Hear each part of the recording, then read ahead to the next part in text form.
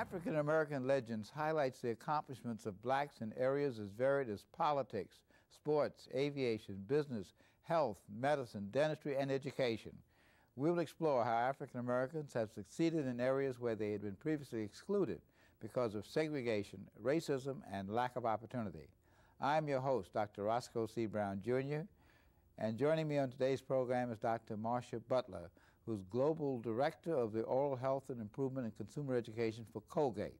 And we're going to talk about the dental problems of the African American community and how we can approach them. And glad to have you with us today on African American Legends. Thank you for having me. See, individuals are legends, professions are legends, and you are both, a legend as an individual and in your profession. You're very kind. I've had the privilege of doing something that I like to do, but also something which allows us to give back to the community. So I'm really in a very special situation. Well, tell us about the overall dental health problems of the African American community. I think the biggest problem is that there's still a deficit between the African American community and the general population.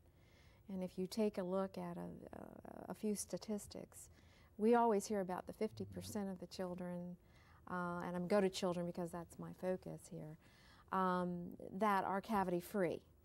But we don't hear too much about the 50% who aren't. And specific to the African American community, there are about 60% of African American children who have cavities. And I think the real sad part of it is there's another group of poor children which have like 70% is their statistic of having cavities. But yet you will find that many of the subgroups of populations are able to find a way to the dentist and then get treated. But with African Americans, they have cavities and they don't have the opportunity or access to care to get treated. So it's kind of a compounded problem that we have in our community. Well, does this vary according to age? Are more younger children apt to have cavities, or more preteens or teenagers? I think it's general. We are focusing on children because that is the focus of our efforts. Now the owl, could you? Colgate is focusing. You make toothpaste, I believe. We do make toothpaste and toothbrushes. But I can say that teenagers also, in fact, by the age of 12 years old, many times when children have not been treated, they really have very serious problems, which could be avoided. And adults and the geriatric community continue to have problems. And much of that is the fact that they're not able to get treatment for some of the dental problems that they do have. That's an interesting point. You mentioned that they're not able to get treatment. Of course, I go back to the etiology of the problem, which is they have the cavities and the gingivitis, etc., which to me goes back to basic health and dietary and nutritional concerns. I think the good news is, as you may know, that dental problems are preventable. They're probably one of the most preventable diseases that we have. And it goes back to education, it goes back to dietary, nutritional changes in the way that they eat. And it goes back to really starting at a very young age and learning how to take care of their teeth as they learn how to wash their face and brush their hair. It's a good habit that needs to be initiated early on in life. And much of what we see later in life can absolutely be avoided. But how do you account for these people who never brush their teeth, eat poor foods, we call them poor foods, from other parts of the world, who seem to have good sound teeth, yet when we look around here with all this wonderful food and toothbrushes and fluoridation, so many of our kids have teeth with cavities. Why is that? I think we can generally pinpoint diet to be one specific piece of it. If we look at some of the other areas around the world, China, some of the other Asian countries, where the Western or industrialized the Coca-Colas, without naming other specific companies, but the type of sodas, etc., junk food, real sugary foods have not been introduced. Snacking is not a part of their dietary routine. And so therefore, you do not see the incidence of cavities like you do in the western part of the world, where our dietary habits are much different.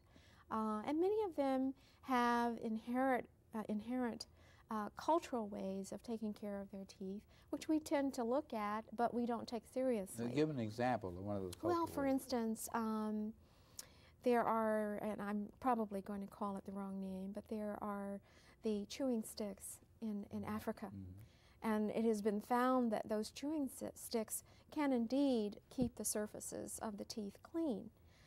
Combined with a good diet, then they have a greater chance of keeping healthy teeth than the child in a low-income community in I'll say the U.S., where their diet includes candy and a lot of soda, and they're not brushing their teeth, they're not seeing a professional, and sooner or later you see the effects of this. Well, given that these foods, fast foods, candy, etc., mm-hmm. are used across the spectrum of all races and economic backgrounds, why is it then that African American children tend to have a larger proportion of cavities?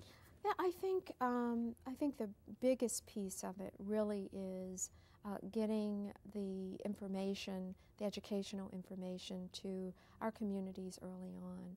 I think information about what? About oral health. Okay.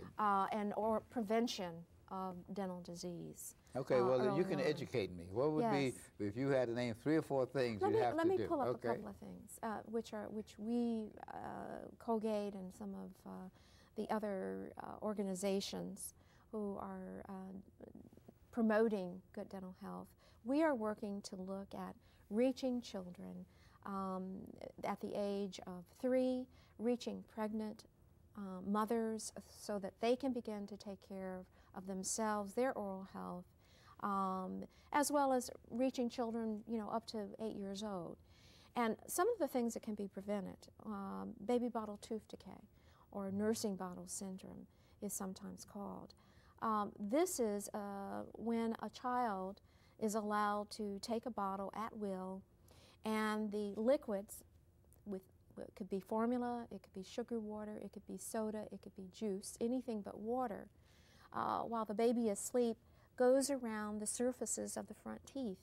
And by the age of 4, a child can have rampant decay. And there seems to be a prevalence of this in the African American community. This can be avoided by educating mothers before they get pregnant, that this is something by creating different habits in nursing their children or giving their children a bottle, that there is a possibility of avoiding this. The need for fluoride supplements in non-fluoride areas. Many mothers may not know, or families may not know, the importance of getting a fluoride supplement if you're in a non-fluoridated area. This can help reinforce the enamel of the teeth as they're developing. For our audience, fluoridation, which happens in the water in many parts of the country, is supposed to help strengthen the tooth or the teeth so that they'll be more resistant to these breakdowns. Absolutely. And there are many communities where there is water fluoridation. And as you may know, there's many studies that have shown the benefits of water fluoridation. But there are communities still who do not have water fluoridation, and one thing that can help is to go to the pediatrician or to the dentist and get prescriptions for a fluoride supplement. That's interesting, because in some of my previous work I found that much of the opposition to fluoridation was political. People were saying the water was being poisoned, etc. Yes.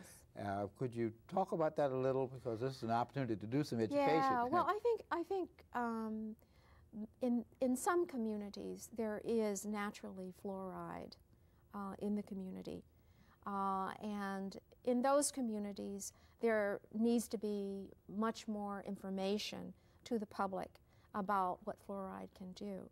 But overall, the benefits of fluoride in strengthening the teeth against dental disease has been shown over 20 or 30 years in many communities.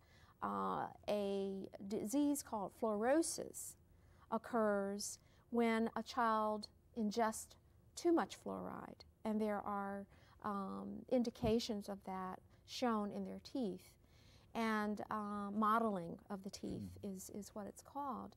But this happens really in situations where there's either natural fluoride in the community and the balance of fluoride is not maintained, or where the child is ingesting too much fluoride or is getting too many modes of fluoride, maybe from the dental office and supplements and water, toothpaste, etc. Now, do you advocate, or does the dental profession advocate using fluoridated toothpaste? Oh, absolutely. In fact, there are studies that show that by using fluoride toothpaste alone can make a difference in preventing dental disease. So absolutely, we do advocate using fluoride toothpaste. And most of the toothpaste that is on the market today is fluoridated. And what do you do about diet? What do you suggest to people in this society where all kinds of fast foods and sweet foods are being sold? Do you tell them to eat it and wash your mouth out, or you tell them to avoid it, or what? I think we have to be realistic, and usually our communication is about children. And we do advise that children do limit their snacks of high sugary and starch foods. The most important thing is that if they are going to snack and then brush their teeth, but don't snack all day, because the prolonged snacking is where the sugars are in contact with the acids in the mouth and create acids to cause tooth decay, are what really, really harm the teeth. So we do say that limited snacking of sugary foods is okay. We do recommend that they brush afterwards, but it's that frequent snacking all the time that really can be detrimental to the oral health. I think you've given a good picture of the importance of dental health and why teeth break down, etc. Now we want to talk about your role as Global Director of Education and Consumer Development, etc. How do you go about this? I understand the problem now, and I think our audience understands it now. How do you go about changing people's behavior, moving them from point A to point B, which what you're concerned about? Well, we try to identify some ways to do this through a comprehensive multicultural program, community-based, that teaches young children and their families how to prevent disease. Again, prevention is very key to having a good oral health environment. And we did this through a program called Bright Smiles, Bright Futures. It was important that we identify partnerships with dental organizations, with government, with dental education institutions, those who had the same interests as we did, and come together and go into the community and work with the community to really educate young children and their families about good oral health. And Bright Smiles, Bright Futures in the United States has been, this is going on its 5th year. Well, tell me a little about it. What is it, Bright? What do you do? Bring some teeth in, let them smile at the kids, well, or what? it's a little bit of a lot of different things. First of all, we have an in-school curriculum that was developed with the University of Maryland and in partnership with the National Head Start Bureau. And we have a program that reaches children from 3 to 5, where every Head Start child in this country receives information in a school setting about oral health and how to prevent and take care of their teeth. We also have first and third grade programs which are in more than 20 cities across this country, which we utilize the support of teachers to teach children oral health while they teach art, music, science. In other words, we've put it in an integrated format so that teachers have the time to really talk about oral health. Well, given that you are with a commercial company, a very good one, might add, how do you get a commercially oriented program into the schools? Or do you just diminish or downplay the commercial aspect and focus on the education aspect? How do you go about that? It is very education focused. As you know, as you've just said, it is very difficult to place in our schools commercial information, and that was not our goal. Our goal was really to educate, as I've said before, young children utilizing partnerships. In this case, it's a partnership with the local school district and teachers who have been trained by, you know, Bright Smiles, Bright Futures consultants to teach children how to prevent disease. Give us some examples of some of the things you do in Bright Smiles, Bright Well, that's Futures. one thing. That's the in-school curriculum. The other thing is we go into the community. We have mobile dental vans. In fact, we have 4. They're in New York City, Philadelphia, Atlanta, and in the Bay Area in California. And these vans are manned by volunteer dental professionals, dental students. They go into a community, whether it be a community center, a school, a preschool, a Head Start, a YMCA, a block party, a festival, anywhere we can reach children. And we teach children about good oral health. We do oral health screenings. We provide a treatment referral list. We do parent education workshops.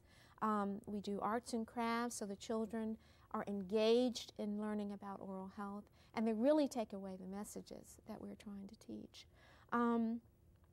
We have a lot of fun reaching out to families in the community, and we've tried to make it so that there is parent involvement as well as children's involvement in what we're doing. Now, you mentioned that you work with the professional organizations, the American Dental Association, and then the National Dental Association, which focuses mainly on African-American dentists and the African-American community. What degree of emphasis do you place on the African-American community vis-a-vis the rest of the country? In reality, this program is targeted to inner-city communities.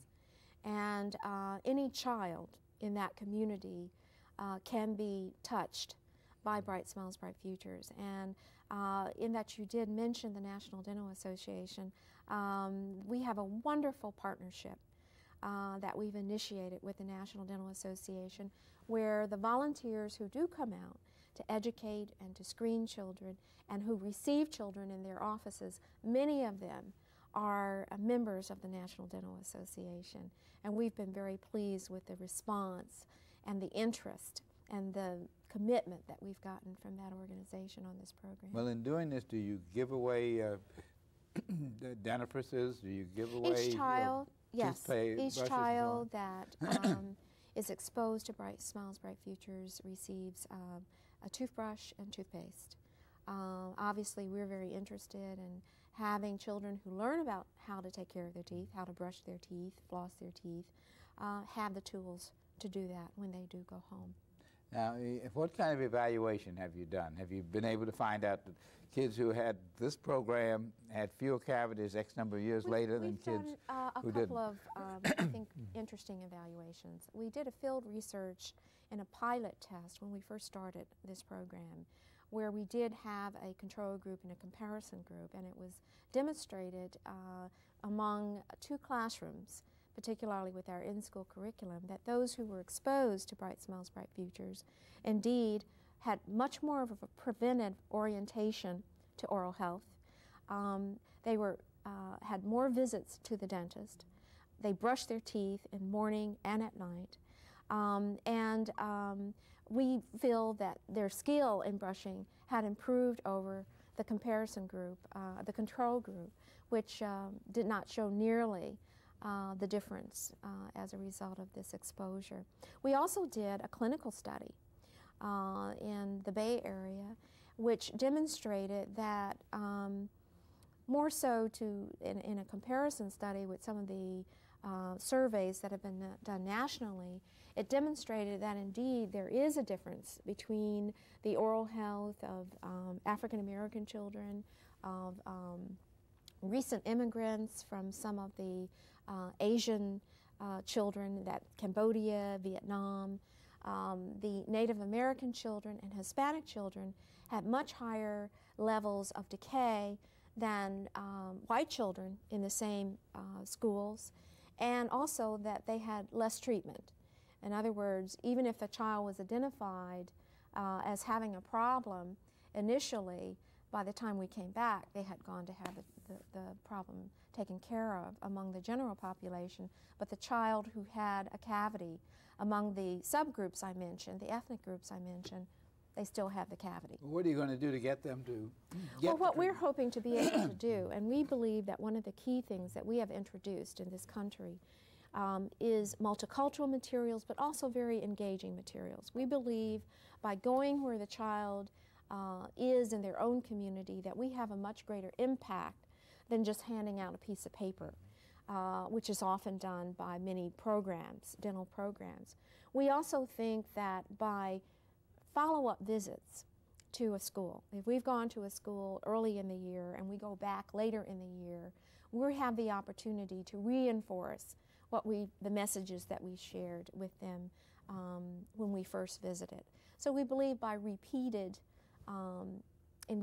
engagements with the child and their family that eventually this information will begin to show some differences in their habits, their practices, and hopefully eventually their attitudes. The learning principle of repetition and reinforcement. Yes.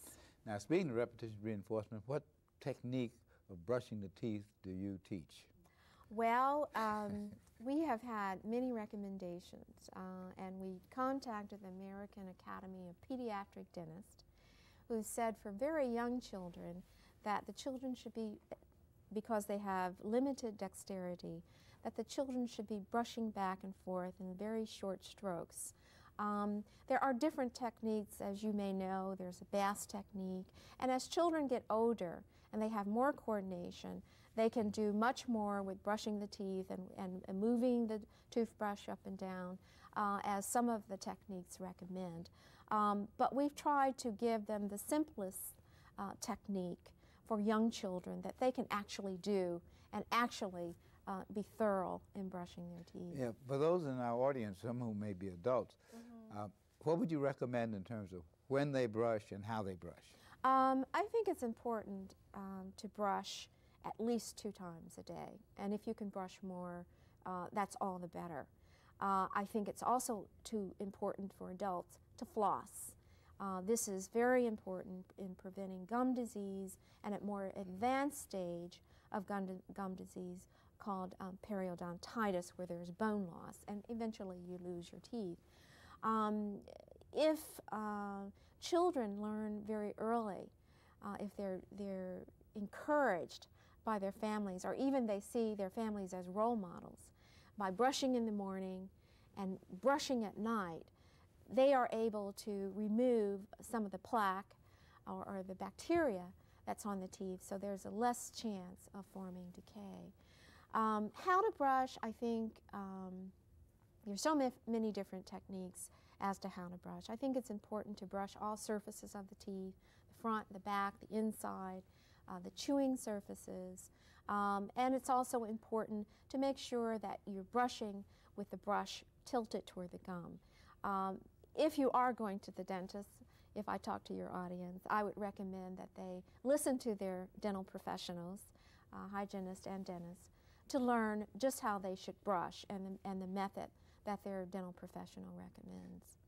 You certainly are an excellent role model in terms of being somebody who's both a dentist and a dental health educator. What advice would you give to some who might be in the audience who might be interested in going into the dental profession? You've made this sound very exciting and very glamorous. Now, what advice would you give to somebody wanting to go into this? I think, first of all, we in the black community need many more dentists.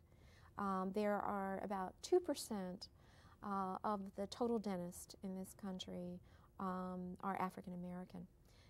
which is pretty sad when you think we represent about 12% of the total population. And the National Dental Association and Colgate-Palmolive have really taken a strong stand in trying to increase the number of young students who are interested in going into dentistry by doing some role modeling, but also having a wonderful video that the National Dental Association Foundation has put together, which shows the advantages of going into dentistry, and interviewed many young dentists in dental school or those who have just gotten out of dental school to show, you know, their experiences and how they came from being a young person in many communities across the country to finding their way to dental school. I would say for very young children or even, you know, middle school children, that it's very important to focus on math and science, to really want to be able to dedicate yourself to a health services profession. And dentistry offers a lot of benefits. You have the opportunity, if you care to be an independent practitioner or in a group practice. You have the opportunity to teach. And you have the opportunity to work in Bright Smiles, Bright Futures. You have the opportunity to work as a part of Bright Smiles, Bright Futures in many communities. We're very glad that you came to spend some time on African American legends. We've learned a lot about dental health, and we'll all hopefully have bright smiles and bright futures. Thanks to Dr. Marsha Butler for being our guest on today's African American Legends. Thank you.